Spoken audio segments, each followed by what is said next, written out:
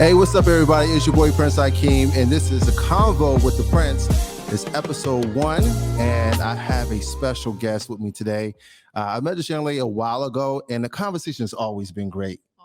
Always been great. And I said, for my first one, I have to get her. So Joann from it was WWJD Podcast, but now it's going to be changing to a different type of platform. We may get into that a little bit later on as well. So welcome. Thank you. And thank you for having me. No, thank you. I appreciate you for stopping in and hanging out with me today. On this podcast, what you can expect is different kind of conversations. I have conversations with people every single day, and some are very intimate and some are very broad and open. And so today our conversation is about the family dynamic and how it changed or how it's going to change in the next 10 to 15 years. If you think about where the family dynamic is now, you see things change since the 1940s, 50s, 60s, 70s, but it progressed over those time spans. And it was like 10 years at a time, Where do you see like the family at now? Like if you look at a family structure based on what you know when you were growing up, what does that look like now? More divorces. Mm-hmm. I don't know. It's kind of hard for me to say just because when I was a kid, I was looking at life through the lens of a kid. And I just thought adults were adults and, they did grown people things. But now that we are the adults, we can see what was really going on. And we thought people had it together. And now that we're at the age we're looking at our peers, nobody really know what they're doing for real. Yeah. So, you know what I'm saying? It's hard to say whether it's less marriages or, I don't know. Yeah, I get what you're saying. I felt like when I got to a certain age, I'm not going to tell my actual age, but when I got to a certain age, I realized that my parents didn't even know what the fuck they were doing. Right. I think everyone just trying to figure it out within that time. What does that look like? Yes. And so, raising a family, because I don't just say raising children, but raising a family and the nucleus of the family changes. And I feel like it's because of different reasons, obviously. Okay. I don't think that just people get divorced just to get divorced. People get divorced because there's a reason. Yes. And it's not always because someone cheated or something like that. It can be fact. We kind of talked about, earlier, but things change, people change. Yeah. But I feel like the projection of family, even through media, is not what it used to be. The projection of family now is like they push an idea of you can or you can't, you should or you shouldn't. Mm-hmm. It doesn't really matter. I think family can look different. It doesn't have to be a mom and a dad in the house. I think if the mom and dad chooses not to be together, that as long as they are working together, if they have children, to have a healthy family people, dynamic. Raising healthy people. Yes. I think what is different now, I'll say it probably is more divorce because it's not the taboo it used to be. Okay. Back then, people stayed together. Like they were loyal to the commitment more than they were loyal to the relationship. And so it was just taboo to be divorced. Like that wasn't a great, it was a stain to be divorced back in the day. And now it's kind of like, if you don't like it, just, get divorced, have a prenup. We talk about these things out loud a lot more than they used to. Which I think is a good thing. Do you think people are happier now than they were before it was a thing? Because to your point, people are like, oh, we'll just stay together. Even if they're not happy. Right. We're just going to stay together if it's for the children or just the fact of the image of us being together. Do you think people are happier now that they have a choice and opportunity to have an escape plan? Like the lack of a better word, like I can leave at any moment. I can't say that they're happier. I think people are prioritizing happiness over just staying to, keep the family together. And again, I think it's a good thing. Okay. I am enjoying the collapse and the idea that it's just obvious now that those ways aren't working anymore. Okay. I'm happy that people are voicing that the tradition is not traditioning. The tradition is not tradition. I like that. I think tradition is good in certain points, but I think to your point is If one is not happy, and it could be different reasons, like Right. happiness can be you just transform to a different person, and then your husband or wife or your partner is just not moving in the same Right. direction. And life is short. The average lifespan of a human is what, 70, 75, That's and it. that's it. That's the average life expectancy of a person. And I have this thing, I'll do it on another podcast, but it's the math to life. It tells you how much time you start out with and then how much time you have based on your age right now. And if you look Mm. at life like that, you make decisions differently because you're like, I don't have a bunch of days left. Right. So if it's a situation where you're unhappy because it's a financial thing, you and your person are just not jiving well together, you're not growing together. I think a relationship can die because you're not growing together. And I think the relationship is dying because it's not growing. Yeah. You know what I'm saying? And I think we look at um disconnection and all the symptoms of an unhealthy relationship as something to fight for Mhm. instead of just recognizing like you just not aligned with that person. Yeah. Like you're fighting for something that's not there. You know what I Mhm. mean? And it's like at one point, maybe it was, but things change, people grow. And like I said, if you're not growing together, you are growing apart. And it's Yeah. not a bad thing. That's true. The institution of marriage has changed too. So the understanding of what marriage initially started out was way back. Women obviously will marry a man based on status, right? So women couldn't control property, they couldn't own money, they couldn't do anything without the help of a Muscle of a man. man. Yeah, Yeah. and so they couldn't inherit their father's land and wealth and stuff like that. So they would marry their doors off, Yeah. and that's why you hear like people pay a dowry. It's kind of like a down payment for your wealth in the future kind of situation. Now that women have the ability to own and control their own stuff, the dynamics of marriage has changed. Yeah. And I think once women were able to go into the workforce as they should, the dynamic changed because you don't feel dependent on someone. Right. You can depend on yourself, and it's a little bit more security. But another part, I'm going to kind of switch a little bit. Now you look at the nucleus of the family, and I think even with politics, the economy, all that plays a part in it. Because if you think about it right now, I looked at a study and it said since 2017, 18, it was an upswing of employment of women, which is 57.3%, something like that. Mhm. So it's more women are in the workforce, which is fine. I'm all for it. But what happens is the biggest consumer of goods are women. Right. And so we look at the economy now, the economy is jacked up because there's more money coming in. And so they have to jack up whoever's paying for things. I'm not saying it's women's fault. It's just that the economy is causing that issue because of the money's going in.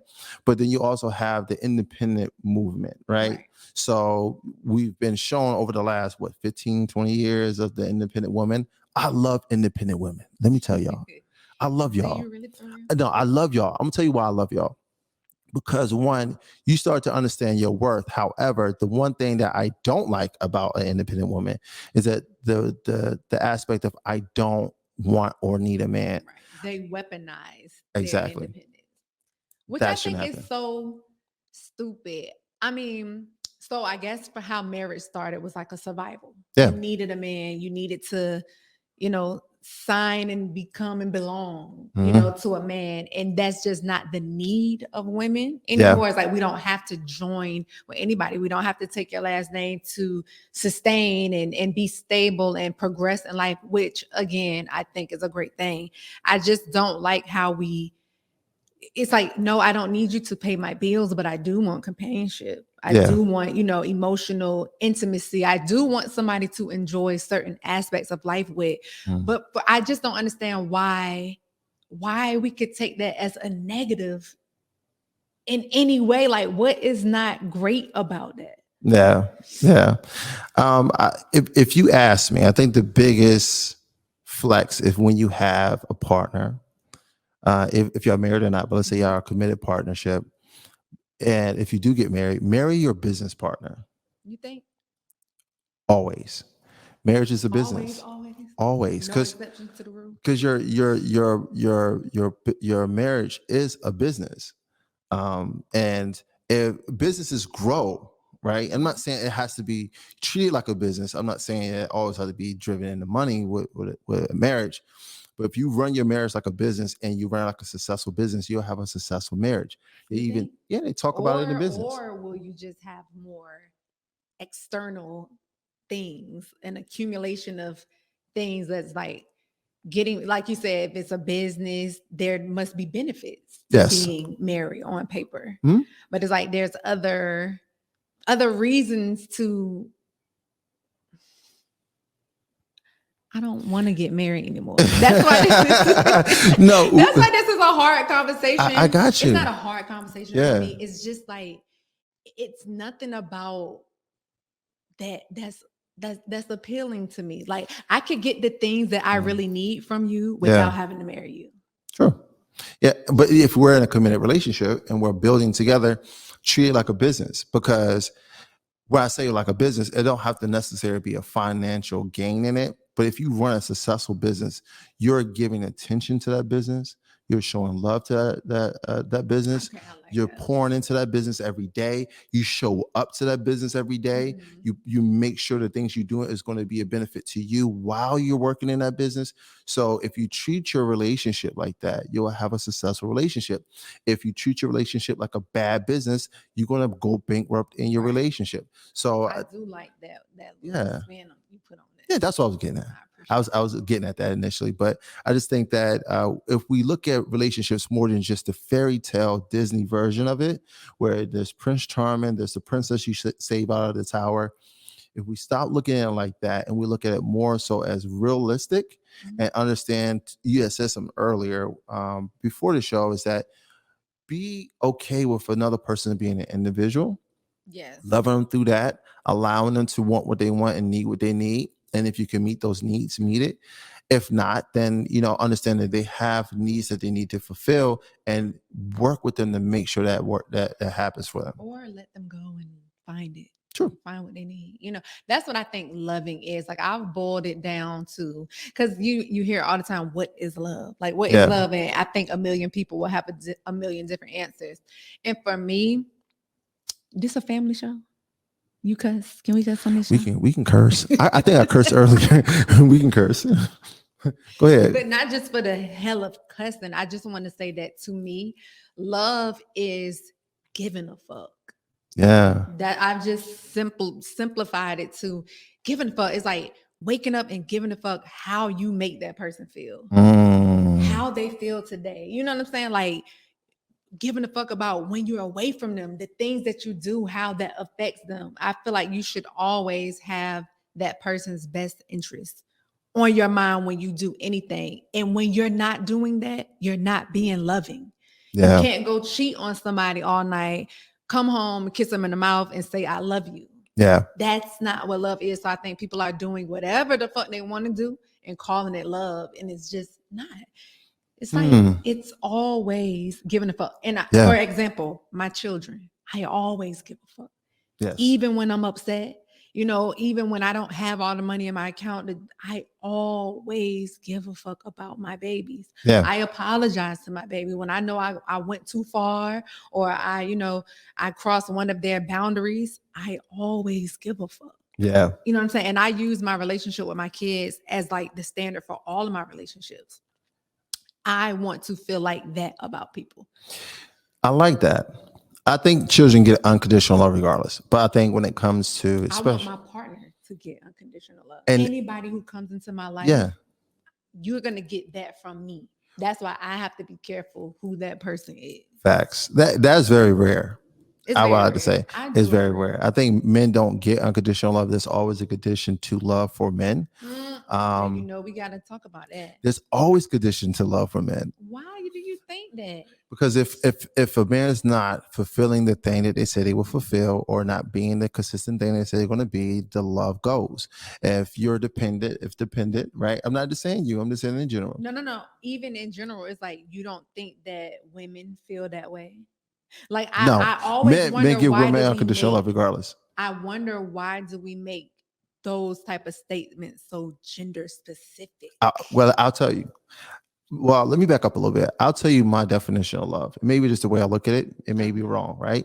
So love to me is protection, right? Okay. You protect the things you love. That's why mothers protect their children with everything they have.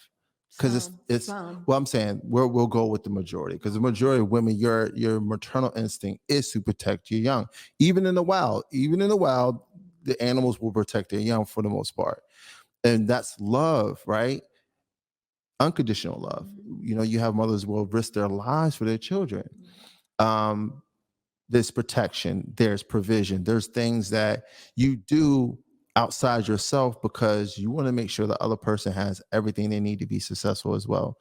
And so when it comes to men, if men aren't providing those particular things, that if they're not providing you with protection, you're not going to love them unconditionally. That condition goes out the door at that point. If they're not giving you provisions to make sure we're okay and that you feel safe here, then the unconditional love, you may love them, but not loving them unconditionally. That means despite of what you do, what you have, what you don't have, where you go and where you don't go, I'm going to love you the same way I did yesterday. That doesn't happen all the time. See, it's hard for me to like hear that, not personally, but it's just like I know so many men who don't have shit. They don't protect or provide, in a sense, and they still have homes. They still have women who give them sex, who cook for them. Like, she probably talk a little shit and she may get a little bit upset, but you have somewhere to be. And I know a lot of those stories. So it's just when I hear situations like that. Are they getting unconditional love? Well, it just depends on how you define unconditional. If that means that whenever I'm upset, I don't show you that I'm upset, and that my demonstration of love is always happy and smiling, then no. But to me, unconditional love is just loving you in spite of the circumstance. There's something there why they have a place to stay, why they are getting sex, because they're providing something. They may not be as broad as what we think it may be, but they're getting something. They're doing something, providing something in that sense. So if we saying that, is it also fair to say that women don't get loved unconditionally? Like when they're not giving up enough sex, or if they're not cooking and cleaning up to par, are they loved unconditionally? Yeah, I see. The thing is, women are loved even if they don't do it. Men get frustrated. We still love you. I'm still gonna protect you if you didn't cook. And that's if what you you didn't said. clean. I'm glad I'm that still you gonna. said I'm that, still gonna. I'm still gonna do that for you. You did say love for you was provision and protection. Yeah. So you feel like regardless of what she's doing, I'm always gonna provide and protect. Yeah, and the protection. But for me, that's just one way to show your love. What if that's not the love she needs? What if she's a woman with her own everything, and a closet full of guns? What if she doesn't need provision and protection from you? But that's the exception. That's not the rule. The majority, and then I say for men and women, the majority, that's not realistic. You don't have every woman that walks up and down Granby Street here don't have a closet full of guns. But every man is not providing everything that's for true. a woman. It's that's a true. lot of 2-income households Absolutely. That's barely making it paycheck to paycheck. So that's my only pushback to those statements. Just like when they say a man is supposed to lead, a man is supposed to do that, and it's like, okay, I hear you, but I know a lot of men who don't have the mentality to carry that out for anybody. Yeah. You know what I'm saying? They should be single. You should not have anyone. Right. But you should be by yourself. Every man is gonna be like, yeah, protect and provide, but it's the same nigga that's sleeping on somebody's couch or owe his homeboy money. Should he really be leading anybody's household under those circumstances? So that's just my little pushback with the general gender conversation, because we all know women. Like, I know some women that clothe, protect, and provide her children, but emotionally they hate her. Yeah. She ain't giving them any of what a child really needs, but she's protecting and providing. I wouldn't put her up there with the moms like me. Yeah. You know what I'm saying? So it's just, every mother isn't an A+ mother. Every father isn't an A+ father. Same thing with provider, protector, brother, sister. Is so many. It's such a big spectrum. Yeah. I just think that you made some really great points, and I'm not arguing that. I just think that when it comes to, like, now we're talking about the family dynamic, right? When I say protection, it's not just the physical protection as well that a man provides for a female. It's the protecting their heart, protecting their mind, protecting their peace. If they're not providing those things, then the unconditional love goes out the window. And I don't want to get the unconditional love mixed up with love. You can love someone and not like them. Like, Yeah. you know what I'm saying?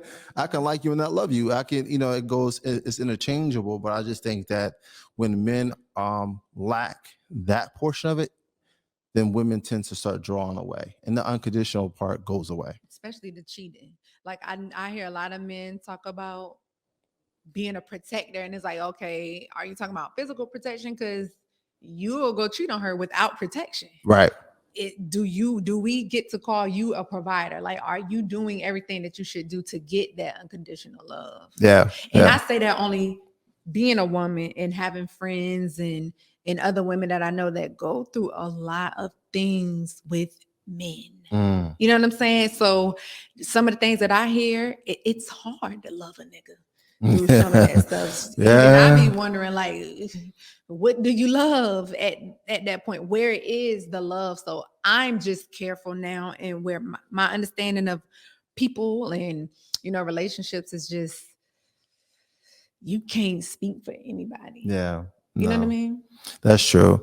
Also, the aspect of family as well, when I kind of bring it back to that, is I think when it comes to family and the children, sometimes I think if most of the time, if you two are not on the same page, the family's going to start to get shaky because, raising children, there's no handbook. I'm learning that.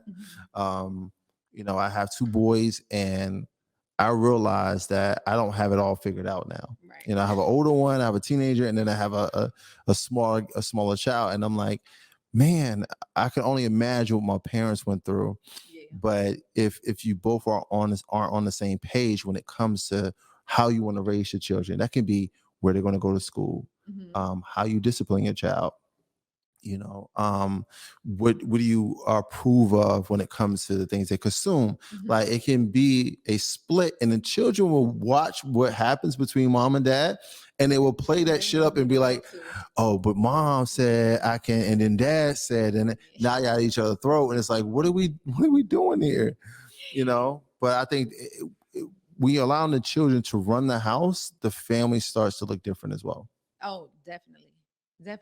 I'm with you 100% about being on the same page about things, or at least just, even if the same page means being open to trying different things. Because like you said, we don't know. It does not come with a handbook, and everybody's learning.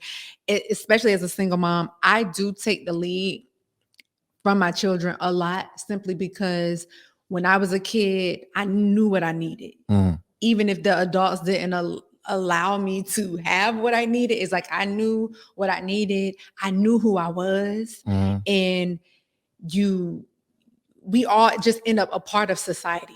Yeah. Even if we don't like it, even if it doesn't make sense, you kind of are just trained into doing it the way society says that it should be done. And it was harmful to us. A lot of us are unlearning society even now. Like, I'm over 30 and I'm unlearning a lot of the ways of, my parents, but that allows me to be a better mom to my children. Yeah. Like, who are you? What do you need? And it gets deep. And I do want to share this just for some like transparency. I have a young child. She's 10 now, but for the past 2 years, she's been saying that she's lesbian. Okay. Which is a big, huge, explosive conversation in the Black community, especially. Right. And I'm only saying that because I'm Black. You know what I'm saying? That is our experience. It's like, children don't know. Don't you say that? Or what have you been watching? What have you been exposed to? And one thing that I was sure never to do was to tell her who she was or how she felt. How do I know what she is. Life is going to help her clarify who she is as puberty hits and as her interests become more sexual. Then she'll be able to sift through certain situations to know who she is. But what I do know is every adult that I know that is gay knew they were gay as a kid. And they had to be quiet about it. They couldn't talk to anybody about it because what do you know? You're a stupid little child.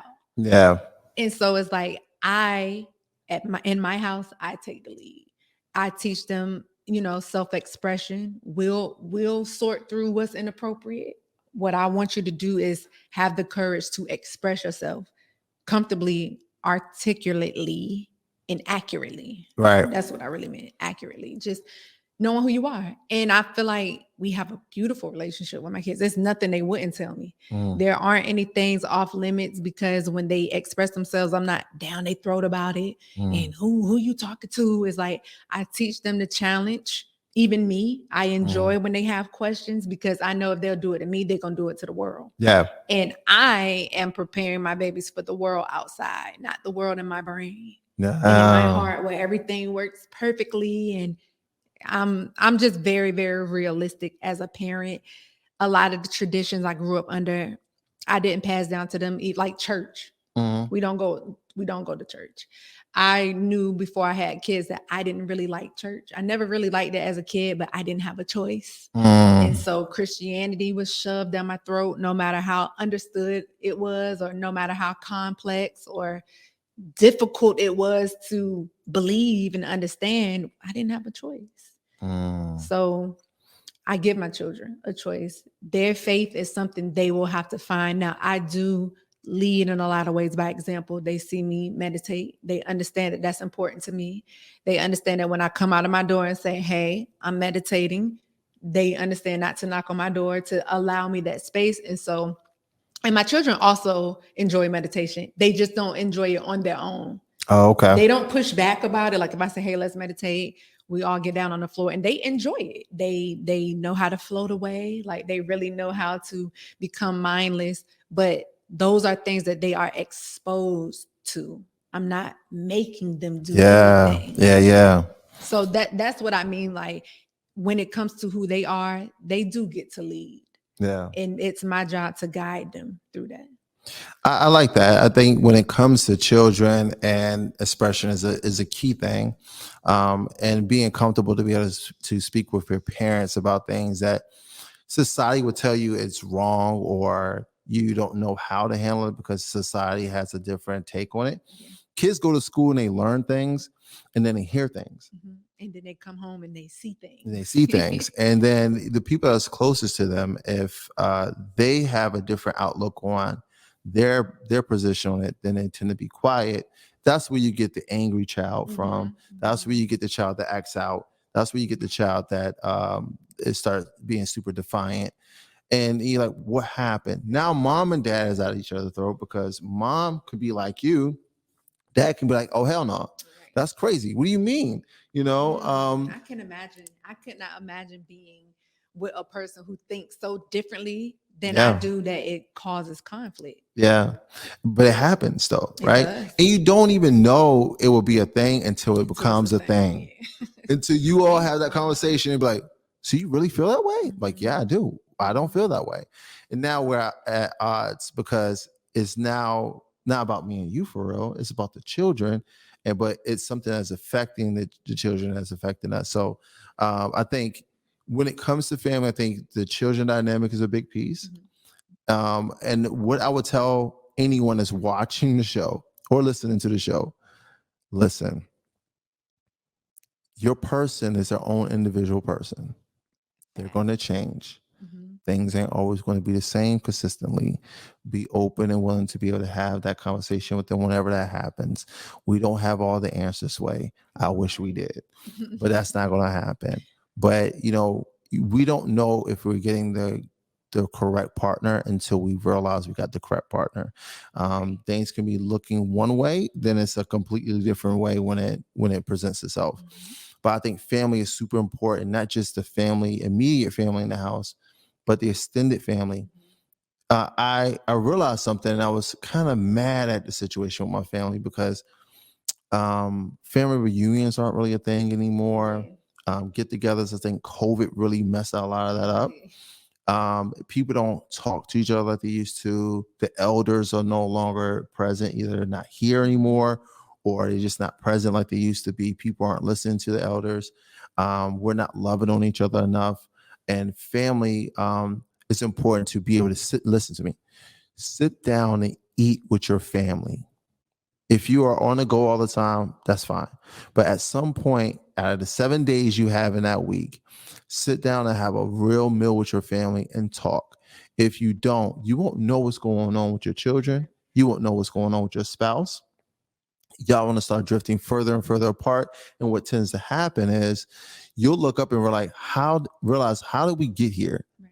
Who are you anyway? I know a lot of people, especially people who have older kids, and they are really like, oh shit, like where was I? When was this happening? Like, Yeah. I had no idea you felt this way. And so I'll say I grew up in a household. I did grow up with my actual mom and dad, biological, and my brother. Just a primary family, just us four. And we did not eat together often. And so when I was in middle school, I was dating this boy, like middle high school ages, and his family, they ate every meal together. Like, well, not every meal, but every night they ate together. Like dinner was a thing in their household. And so I used to love that. I thought like, oh my God, that's like what a family is supposed to do. But fast forward that now that I have my own family, I didn't bring that tradition into our lives with me. Like we just eat whenever we eat. Like a lot of times we eat 3 different meals. Yeah. Like we really just kick it. But we also have our time, like some nights where we'll just end up on the floor, really just talking. And I'm like, damn, I got an 8-year-old and a 10-year-old and we kicking it. Yeah. Like laughing. Like I can say that just through my own personal experiences with my family, it has really made me like a supreme parent. Yeah. Like there was points in my life where I felt like, damn, I wish I had different parents. They fucked me up. Like they showed me, so many things that I felt like I didn't need to see. I shouldn't had to see and process at those ages, but it just opened me up to just, I don't have those traditions. Yeah. Like those family traditions, but it's like we be kicking it. Like we live, we connect, and it's like I want that for more people, although I'm doing it as a single mom. True. So it's already much different than what my family did simply because I left. I didn't wait until my kids were older to divorce. I left before the real damage started. Yeah. You know what I'm saying? Yeah. So I can't say no right or wrong way to connect. I would say just make sure you find a way. Yeah, and I love the fact that you say we spend time. And I think that's what I'm getting at when it comes to like eating dinner. The reason I say eating dinner, that's like a typical in our community, what we do. We sit and eat Sunday dinner together or whatever. It's no more Big Mama house. I haven't heard anybody say we're going to Big Mama house for dinner on Sunday. I don't really hear that often. But if you're spending time talking with your family, that's important because you're going to build something that is so beautiful, and there's a trust there that they're going to appreciate when they get older. Like, you know what? I remember being on the floor with mom, laughing, rolling around, joking, and I was able to feel free to discuss anything. And that's one thing about my household. So I grew up with my mom and my stepdad, but my stepdad was there since I was like 2. Right. So that was my dad. That was my dad. But it was 3 boys that only had boys, and we talked about everything. And when I say everything, we talked about sex, we talked about life, we talked about. My mom made sure all her boys knew how to cook, clean, pay bills, take care of themselves. So she said, "Look, if you get a wife, great. If you don't have to worry. You're gonna be fine." And so, but we talked about everything, and I appreciate that. My parents were super proud that they were able to get all the boys out the house while having kids in high school. That was like my mom's biggest, scariest thing. I'm like, Mom, like, that's not the worst thing in the world. She's like, well, I have boys, and I know that boys are going to go out and make trouble, but we made sure that she didn't have a heart attack by the time we got out of high school. But she did talk to us about sex, though, and I think that's what helped us, because on my 16th birthday, shout out to Mom, rest in peace, she said, "Here's a big pack of condoms." And I'm like, "Ma, what?" She said, "Yeah, listen, I got boys. Yeah. I know you guys are going to do what you're going to do. Just use these, please. Yes. And I was like, okay, cool. I'm so pro that. Yeah. I really and I've heard people say that they parents were like lean. I've heard another person say that they mom like gave them condoms, Hmm. but he didn't see that as like a good thing. It was almost like he felt like it was condoning it. And it's like, Yeah. Mom wasn't being naive. thank you. She wasn't being naive. She That's know the you out part there that I doing like. it. She was preparing you for the world. And she know young men are very self-conscious walking into a store asking for condoms. So she didn't want me to feel like if I was going to make that decision, that instead of me being responsible and going to the store and buying them and not feeling self-conscious about it, that I have them available. Mama is the goat for that. Now Yeah, I have shout out to girls. moms. I Yeah, don't know if that's a good thing. different type of conversation. Yeah. But even then, it's just like, what is it that you need to know? I would really rather you ask me Yeah. because it is nothing that I haven't been exposed to or seen or know about. And Mm-hmm. it's like, yeah. Yeah. Keep the line of communication open in the family between the spouse and the kids. Even outside, uncles play a huge part in families. Aunts play a huge part in the family. Grandparents, and extended family can be a blessing because some people feel comfortable talking to their uncle. Right. My niece, she's 21 now, and she feels really comfortable talking to me more than she does her parents. And I appreciate that. I was there for her the entire time she was young. I love my niece to death, all my nephews, my nieces. But my oldest niece, she's super comfortable talking to me. She's more afraid of me than she is of her own dad. Right. And my brother he's a scary guy, but she's more afraid of me than him because we have a different kind of dynamic. So I think family I think now what it used to be is not what it is now. And I think in the next 10 to 15 years, it's even going to shift even more. Um, I think that family dynamic, and I was touching on it earlier about the economy, right? Mhm. Right now, it's hard for a two-parent household to survive financially. It's just everybody has to work. Everybody has to work. So you hear the relationships between people with poly relationships. And I think it become more commonplace now with the younger generation. That's why I said 10 to 15 years. We're talking about the people who are behind us. Right. They're looking at it like we gotta survive. Roommates aren't just roommates anymore. Like we're in this together. Like, and whatever that looks like. And I don't see anything wrong with that. I think if whatever makes things work for you, make it work for you. And but I think the way the world's going, the family dynamic itself is going to change more so in that direction in order to survive. Right. I mean, and that's literally what evolution is. Yeah. It really is just adapting to what's happening and just getting with it. And in a lot of cases, it really is better. But no, I won't say whether it's better or worse. But I do want to introduce this concept that I have about the family or relationships because it functions differently.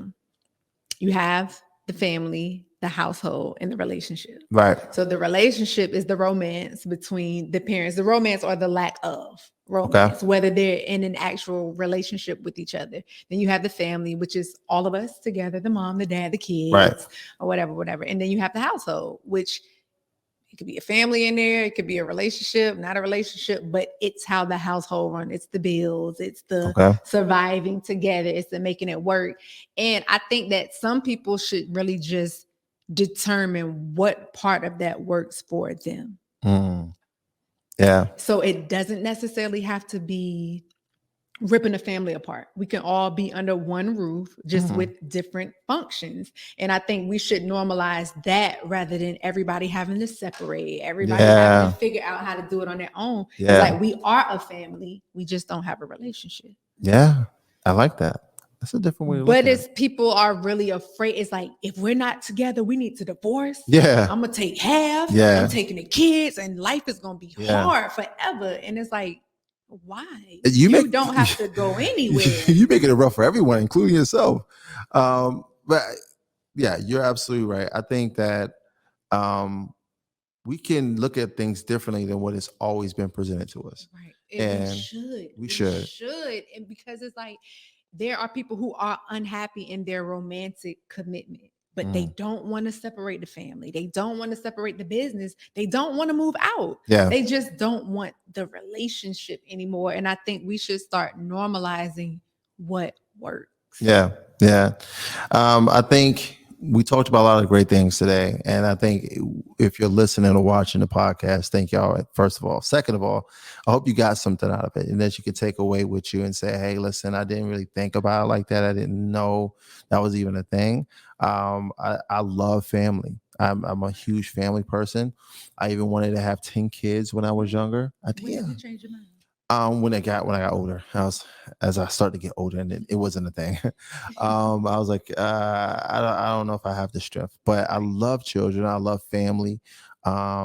And I think that especially for the Black community, we need to focus more on that in order for us to even survive and get anywhere ahead in the future. And so if we take our time to really dissect what that looks like and how it works for everyone that's involved, I think we're going to have a better shot at survival.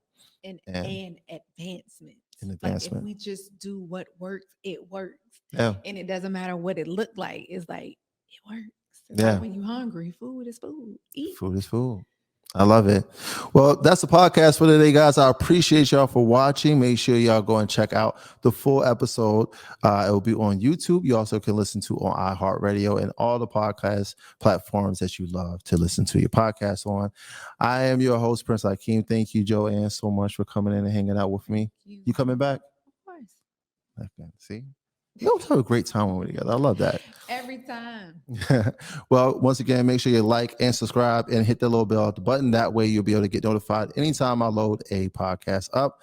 And make sure you subscribe to my Patreon. That way you can support the platform as well. All right. Until next time.